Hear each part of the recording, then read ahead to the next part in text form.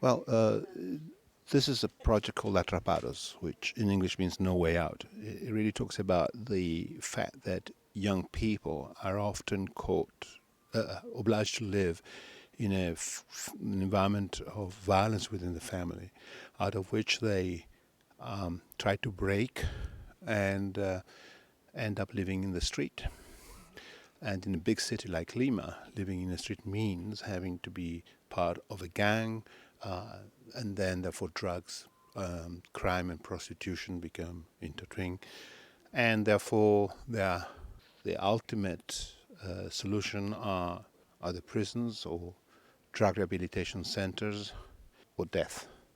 And so it really talks about this perverse relationship, and asks questions like, where is the state?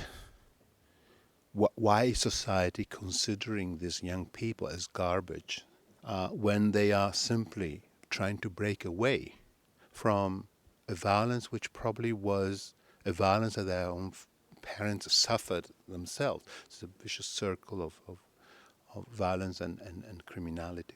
So it's, but apart from the obvious statement, it really um, draws attention to the absence of society, to the lack of interest. Most of the drug rehabilitation centers that you see here, most of the things that go on in prisons are well known. The drug rehabilitation centers are run by ex-drug addicts. They are evangelical pastors, they autonominate themselves. They don't know how to deal with 40, 50 children, many of whom have TBC, many of whom are HIV positive, and they all live in a very small area. And they use these supposed leaders, some of which are then taken to prison because of they rape the children. They don't know how to deal with them.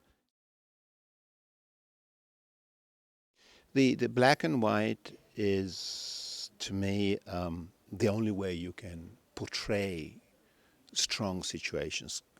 Color is not important. The absence of color helps you focus your attention on what goes on.